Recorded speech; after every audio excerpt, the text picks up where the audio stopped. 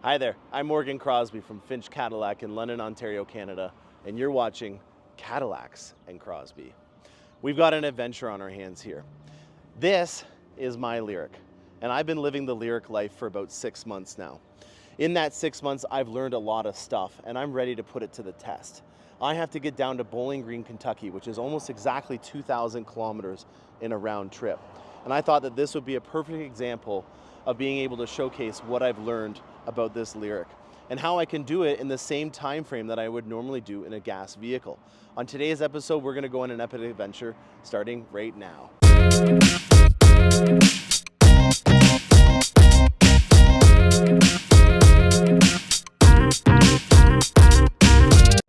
All right, adventure awaits. I can't wait. I love road trips. Going down to Kentucky to see the Corvette team, and I thought that this would be a really great opportunity to showcase what the Lyriq's all about. I've done this trip about 6 times, and I just want to showcase for you guys that just because I have an EV vehicle doesn't mean it changes anything in how I'm going to get there. It's about 4 o'clock in the afternoon. We just had a big sale here. I sold about 6 of these exact specs in a short-term lease. The Lyriq lease is a great way of seeing if the Lyriq lifestyle is something that you'd be interested in doing. Short-term lease right now, 18 months, is a really great opportunity. And yeah, I just got it out of service. I've had mine since about Christmas. So it was due for a semi-annual, and I swapped out the winter tires on it. It was a promotion when I purchased my Lyriq. It may not be something that you do on yours because of how much weight is involved with these vehicles. They're actually really good in the snow, and you don't need to focus on getting an all-wheel drive because you've had one in your gas vehicle before. When you do get your semi-annual done, you will get a Cadillac detail done to it as well. So I'm very happy with the Cadillac detail that I got done to it. And I got a nice charge at the same time. So if you're looking at getting a charge and a semi-annual and a detail every 6 months, that's included in your Cadillac purchase. So let's see what I got on the inside. We're going to plot my route and get on the open road. It's tunnel time. I absolutely love going through the tunnel. Look at this, guys. We are going under the Detroit River right now. We have 267 kilometers of range, and we're just over half a charge. So I'm gonna just quickly go to the old GM Ren Center. I'm saying old because unfortunately we are getting rid of our headquarters there, and we are moving to the Hudson place, which is apparently a historic department store that Cadillac and General Motors is going to be moving over to. So far so good. In terms of range, this is my range that I've had in terms of efficiency. So we've done 180 kilometers and we're averaging 3.9 kilowatt hours per kilometer. So, 3.9 kilometers per kilowatt hour. So we are just about to go over into the American side. I think it's right here. There is the sign for the Americans. All right, we are in America. All right, 34%. We are just north of Toledo, and I have a General Motors EV DC fast charging station. All right, let's get this going. So we're gonna pass the Cadillac crest here. It's gonna pop down. This is illuminated at night, which is nice. I got my DC area right there, and let's start this up. I think I need to tap the start. All right, what are we gonna do? We're gonna plug in the connector. So this will lock once it's on, and it's not something that you can take off while it's in its fast charging. I also prepped my car because I've been driving so much. It didn't really need a huge amount of prepping.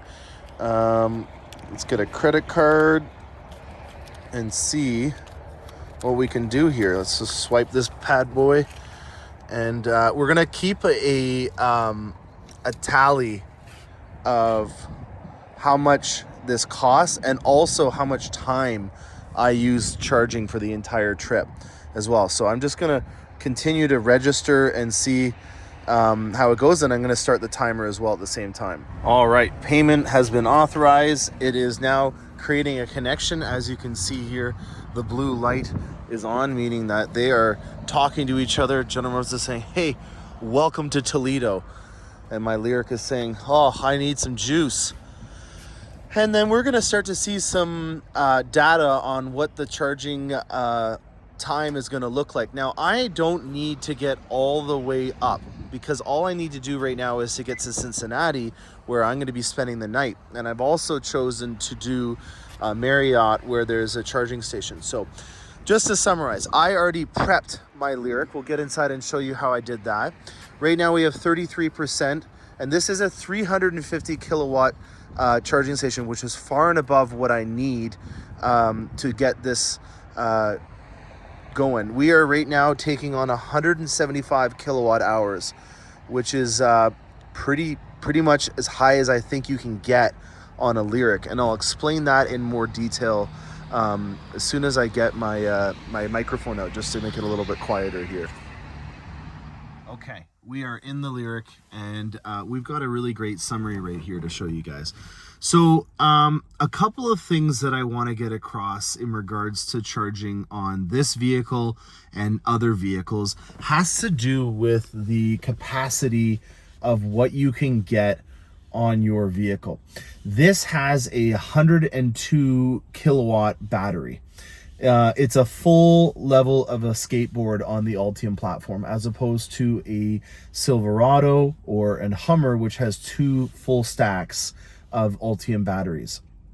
There are vehicles that have less than the full skateboard, and what I'm referring to is the entire substructure of the Ultium platform in this Lyriq. I don't know why I thought that that would be a good way of showcasing it, but that's what I decided to do. The entire substructure has a full layer of Ultium cells.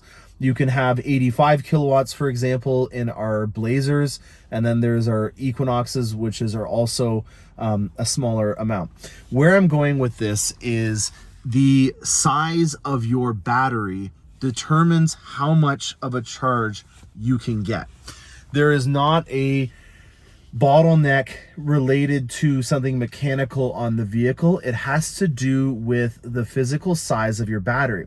When you charge up your phone from a dead, it's dead, you feel in your hands your phone getting hot. So when you're ionizing and you're charging up the batteries, it's creating an amount of heat.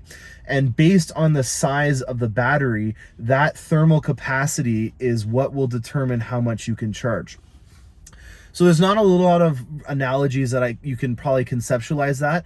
It has nothing to do with the size of the nozzle. So this nozzle here is filling up at 350 kilowatts.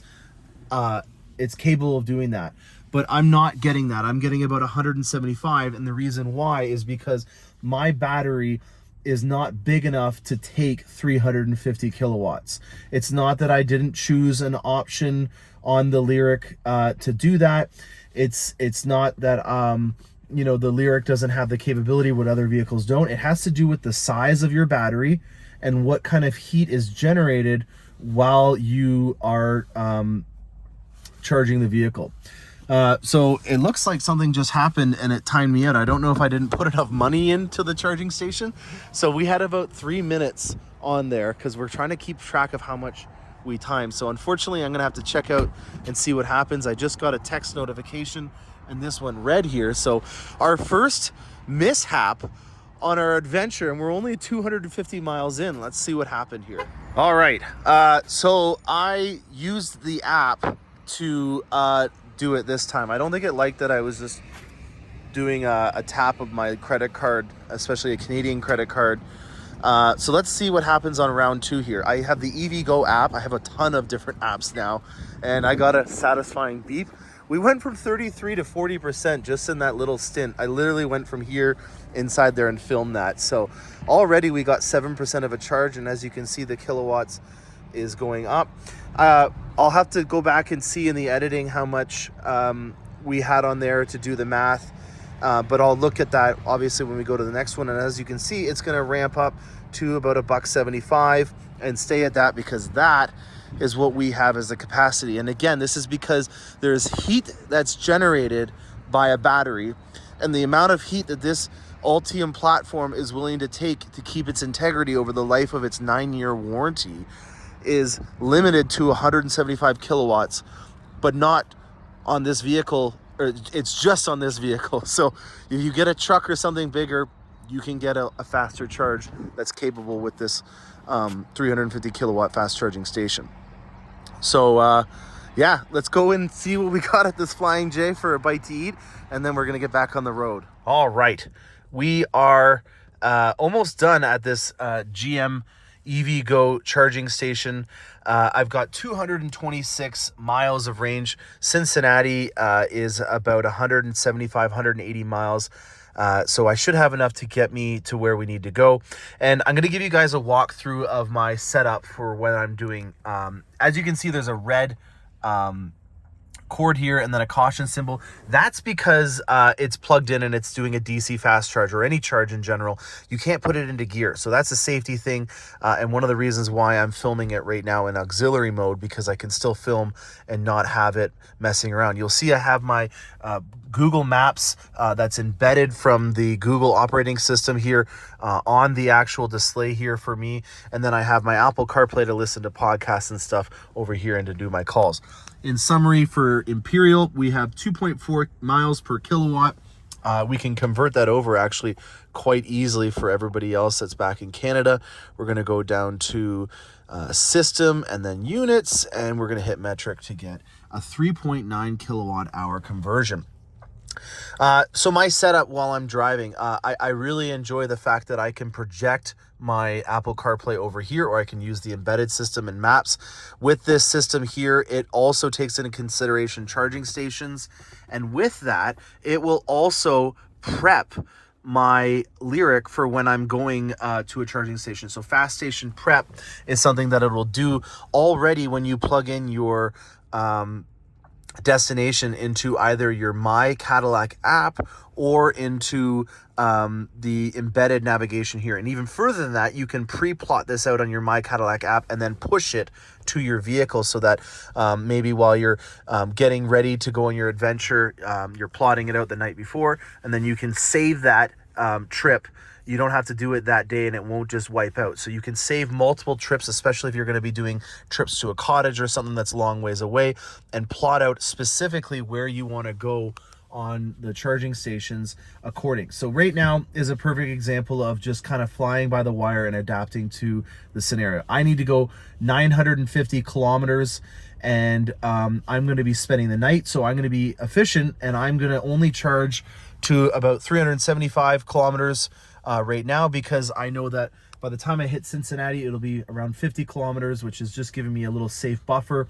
And then I'm going to charge at a Marriott overnight so that I have a full charge, because then I got to go to Kentucky and then another 900 kilometers back. So tomorrow is actually the big adventure with quite a bit more driving. So let's get back on the road and get to Cincinnati. All right, we got 75%. We were there for 22 minutes. I looked at the video and there was 2 minutes before, so we're here for just under 25 minutes, and we went from 33 to 75, and we have quite a bit of range because of that. So now, let's get this plugged in here. Now we have a range of 383 kilometers. All right, 5% battery, 24 kilometer range. I am at a Mercedes-Benz dealership right outside of a hotel, because they only have Tesla charging stations there. And this is just a level 2 and it's free. The DC fast charging station that's here is gonna charge me, but I'm feeling like, because I'm gonna be able to sleep for at least 5 hours, I should get enough of a charge to be able to charge over this little sleep to get me to Bowling Green, where there's another charging station. So let's see, once I plug it in, what it gives me. All right, everything is fine and dandy. Let's just take a quick little looky-loo inside of here. We're getting 25 kilometers an hour. I'm going to charge overnight, and then there's a DC fast charger that I can get in the morning, but at least I'm going to get a full 100 miles maybe tops with a 6.2 kilowatt charging station for free in a Mercedes-Benz dealership. Thank you, Mercedes-Benz. And we'll put it in the supercharger in the morning and get the rest of it charged up to get to Kentucky. All right. Thank you, Mercedes-Benz of Westchester. Look at that. I walk up to my Lyriq and it lights up. This is a tech model, so it has a different light show than the luxury and sport models. But I just love how your door handles come out. This is a new redesign for the 24 model year. And in my opinion, it's a very efficient one. So let's see what we've got. We've got 171 kilometers on a free level 2, 6.2 level trickle charger, which is great. I call it a trickle charger because that's essentially what it is compared to the power that we need. And I did that because, let's just see what we got here. Details. I don't know if you're going to be able to see this, guys and girls. We've got 6 hours and we did 37.3 kilowatts. It was free. We'll talk about why we're doing that when we move over to the fast charger across the lot. So we're going to finish this up and get over there right now. All right, early bird gets the worm. They're chirping out today. Love this. Pressing your Cadillac crest here. Keys just honked because I left it on. I'm gonna take out the DC fast charger. I'm getting the hang of this. All right, what do we got here? Oh, I'm gonna let you go so I can use my wallet on my iPhone to pay for this. Wow, so cool. All I needed to do was just take my phone, put it up to the QR reader here, and we are in business. So we are at 35% right now. I don't know if you guys can read that here. And I need to get 350 kilometers, let's say 375, just to be safe to Bowling Green. And I can top up along the way, or I can just film some stuff that I've been wanting to do right here. So 52 minutes remaining for a full charge, but we don't need a full charge. I only need a bit because we're going to an Electrify America station, which is right outside of Bowling Green's National Corvette Museum. All right, day 2 on the adventure. We're about 650 kilometers in, and we're at a Mercedes-Benz dealership at now a fast charger. Now let me explain what we're doing here. Currently, right now, we have a CCS charging port on our EV vehicles. That's what this is right here. And we are moving to the Tesla style one, which is a NACS. And we are going to be getting their entire network. The game plan was to stay at a hotel, which is right next door, and get a free charge. They didn't lie when they said they had a charging station, but they had a Tesla charging station. And as of right now, I'm kind of in this in the middle status. You will be able to do this. Hopefully by the time this video comes out, the adapter to go from what I have on my charging port to the Tesla style NACS is going to be out. And it will allow me to not have that scenario happen. So what is going on right now doesn't need to happen in terms of me charging at a Mercedes-Benz dealership up until this point right now, where it also conveniently had a DC fast charger right beside it. So I plotted this out using my Cadillac app, finding that I could charge overnight for free instead of doing a DC the entire way. Time is money. That is a little credo that we will continue with throughout this video. When you are charging at a DC fast charger, they are charging you, and it's based on the time. So, when I say time, I mean because you're going to get it done a lot faster. So at this one here, it's 35 cents per kilowatt, and the one in Toledo was 55 cents a kilowatt. So it was about $24 American for me to fill up about 350 kilometers, which is not one of the things that we're wanting to do. We want to be as efficient as possible because we don't want to have our fuel savings costs eaten up by just charging really fast. So I went to a level 2 overnight at the Tesla thing, which is why we went over to the other side of the Mercedes-Benz dealership, and that's for free. So I got 37 kilowatt hours of battery for free, which is probably just around the same amount that I'm going to need from this DC fast charger. So you can be efficient. There's a lot of charging stations that are out there, and there's a lot of them that are just free of charge. And we're going to have a rolling tally, and in my tally, because this is a real life scenario, we're going to take into consideration that a third of my charge to Bowling Green today was free of charge. And then we're going to go to Electrify America, and I'm going to use a less aggressive DC fast charger because I'm going to be there all day. So I don't need to use a 350 kilowatt charging station. I can just use a 100 kilowatt charging station, mainly because remember, this thing can't take 350 kilowatts, and I don't need to pay for that super fast charge at a premium rate when I'm going to be there for 4 or 5 hours. So that to me is a very important component to get your head around about, you know, being efficient about staying in a certain place. So if you have a 500 kilometer range from the point when you leave your destination, which you likely charge at home, that's a free or very low cost $500.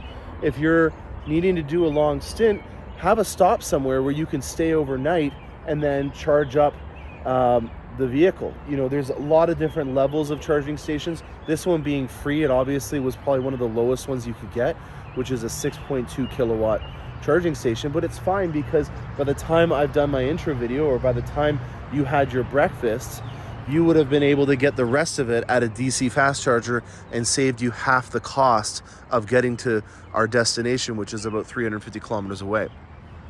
So I guess it's time to maybe go through the Lyriq on the inside while it's a little dark out right now, and show you guys what kind of setup we have going on in the Lyriq. All right, 225 kilometers. We have about 150 to go.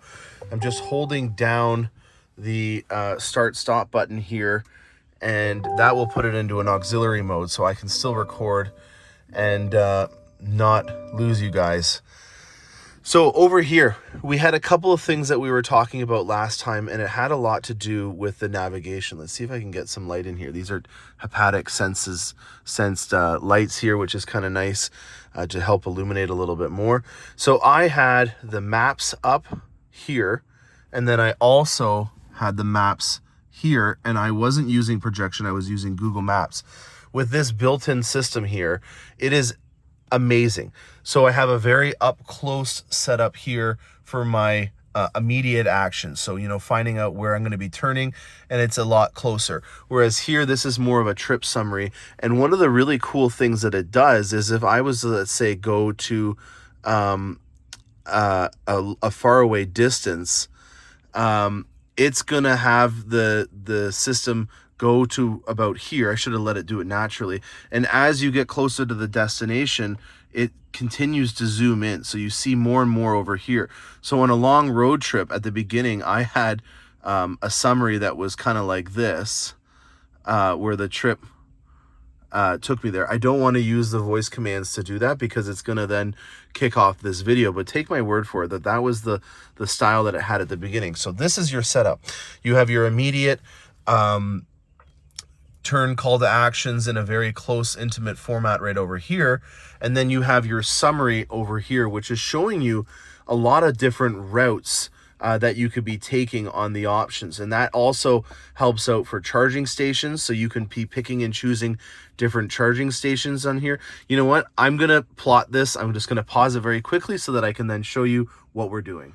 All right. Using the Corvette Museum is out of battery range. Oh, thank you. All right, let's add a charging stop. Well, that's great. See, now the integration of Google and your vehicle is flawless in terms of taking into consideration what your exact range is and finding a route. That's fine. We're going to mess around with this right now. We're charging, so that's obviously not going to be the case once we finish charging. But as of right now, if we were to leave, this is actually a perfect situation to plot out. So as you can see here, I have a way more further out format here, but also you'll see this ring here showing me where I am going to lose my range. So that proximity right there is right now where I'm going to be needing to find a charging station. And it's really great that it gives you this radius because it means that you need to find a charging station within that space. And that's going to be really cool because it's going to be moving down as this gets charged. And so then over here, you have all these different parameters that you can put in. You can change the amount of range that you want to have before it starts looking for a charging station. And as I mentioned in the earlier part of this episode, you also have the ability to have it prime the vehicle so that it's ready to go for a DC fast charge while it approaches your predetermined destination.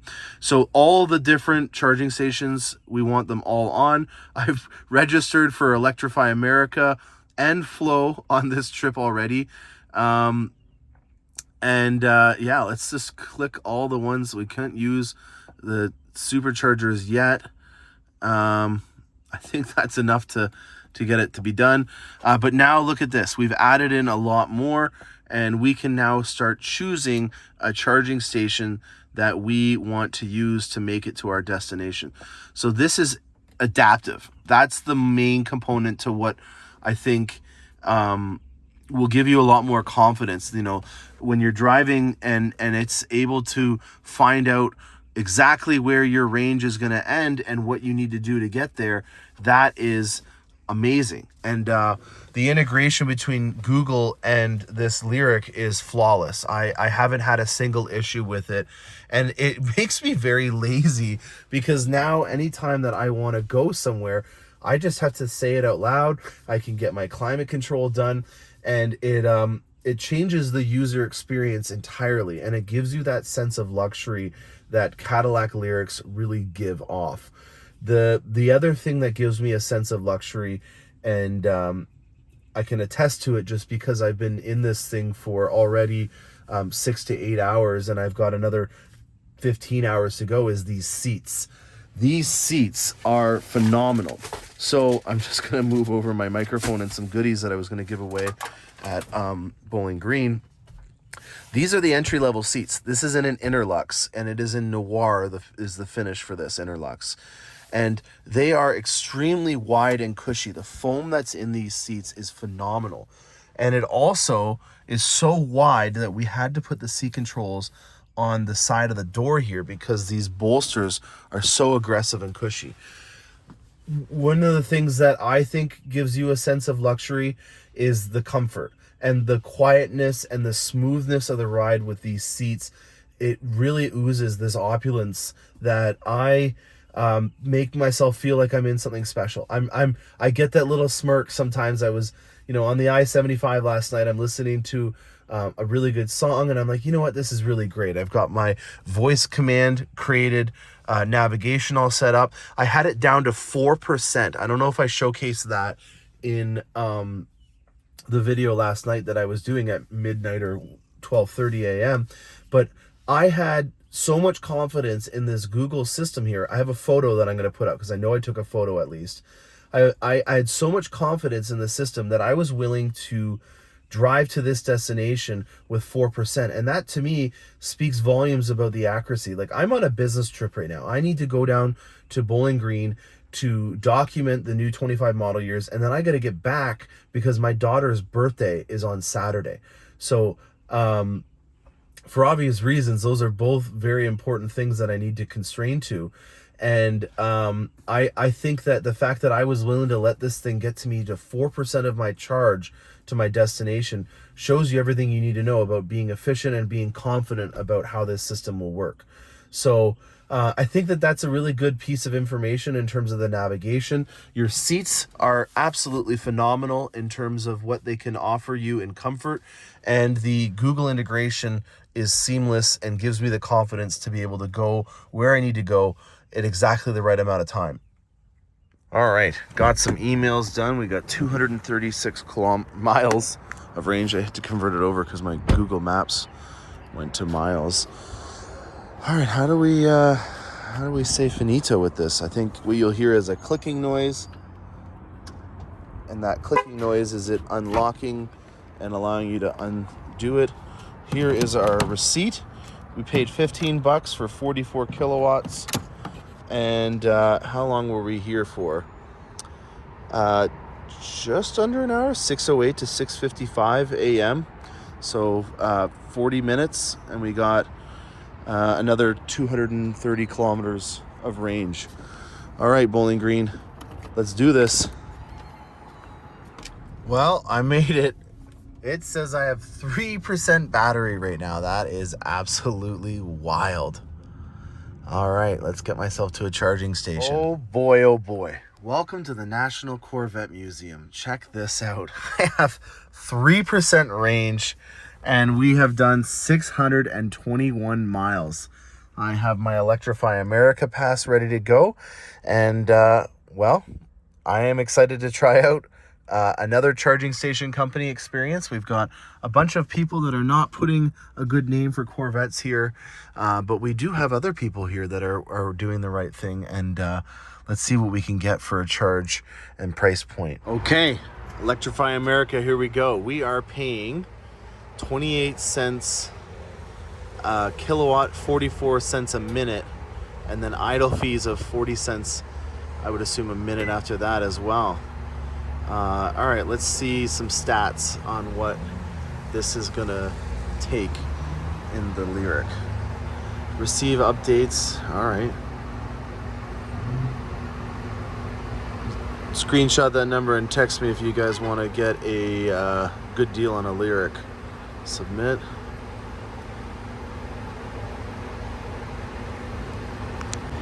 All right, we are all set up. As of right now, we are looking at, let's see if it can give me an estimated, oh, it might not give me that yet as it gets, we were at 3%. That's awesome. 177 kilowatts, a little bit more, but obviously at the max of what this is capable of doing.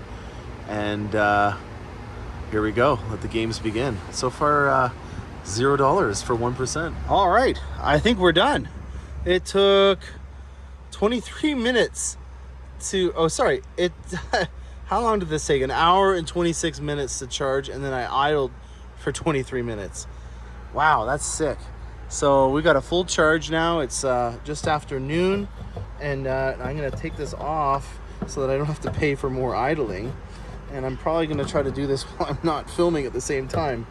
All right, so 621 miles is what it took to get down here. I have 311 miles of range, which means that I am definitely going to need to stop somewhere to get back to Finch Cadillac.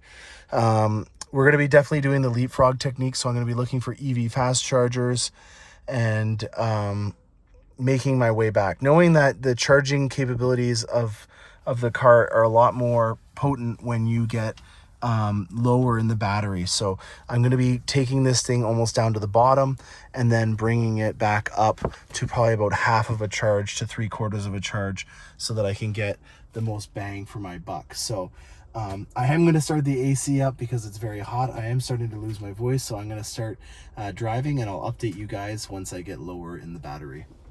All right, Cincinnati, let's take a look at the range here. We got 837 miles down, and we have 88 miles on the range. Let's get this charged up.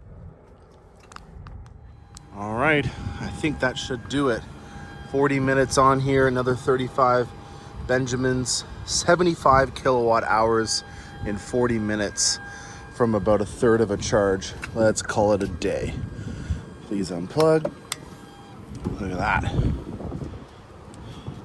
Awesome. Let's get back on the road. All right, charging at Lyriq Cadillac, and I'm gonna get some dinner. This is what the EV lifestyle is all about. Work smarter, not harder. While you're charging up, grab a bite to eat. Why is it that you gotta feel like you gotta be a NASCAR pit crew when you're at a stop? You know, you go fuel up, I'm gonna go to the bathroom, you get snacks. Doesn't have to be like that.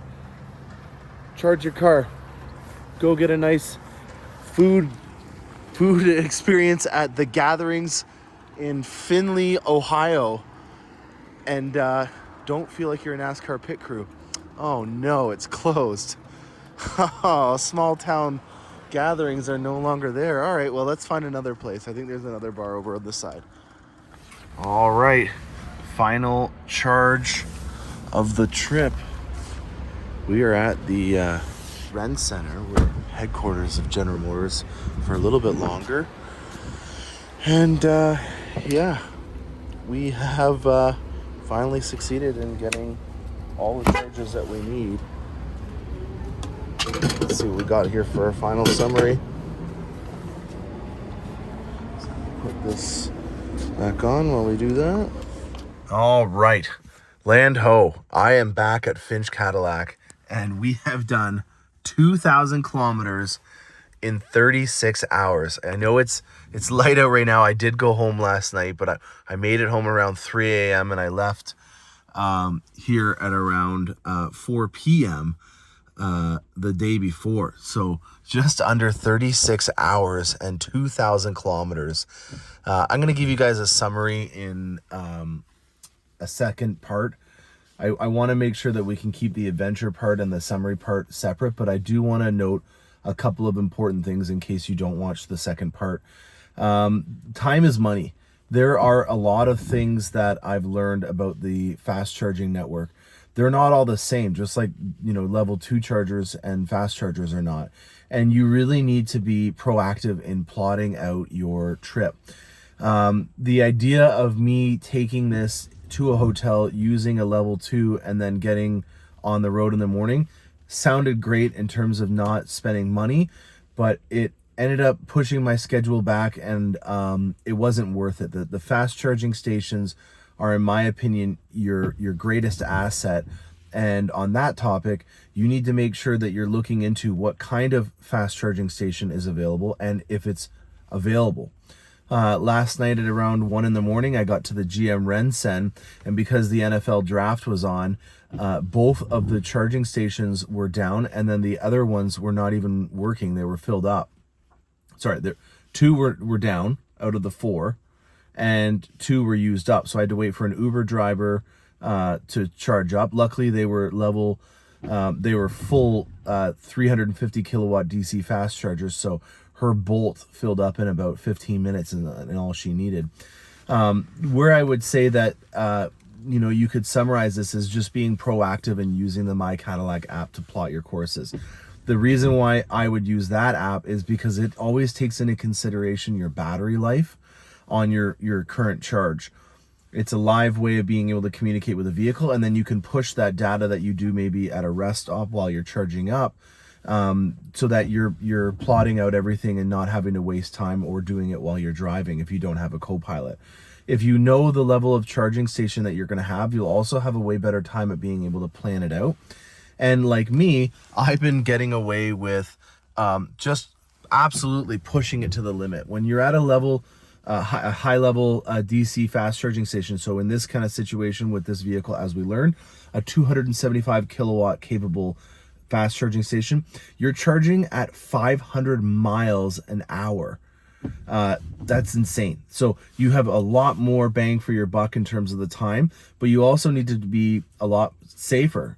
Sometimes I had to turn off the AC, dim down the dash, and not listen to music because I was so close to make it to my destination. Right now I've got reduced power. I've got a little turtle saying I can't accelerate as well.